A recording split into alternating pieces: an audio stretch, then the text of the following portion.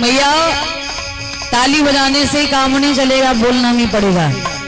और जो भी माताएं नाचना चाहती हैं अपने स्थान पे खड़े होकर के नाच सकती हैं। थोड़ा झूम भी लिया करो, भगवान का दरबार है।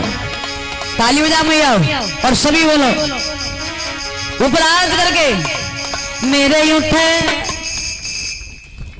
कोई नहीं बोल रहा है, कितना भी चिल्लाओ।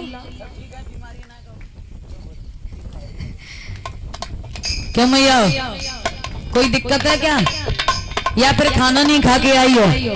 सब खा के आई है, क्योंकि खाए हुए में तो वैसे वहां के रहती है।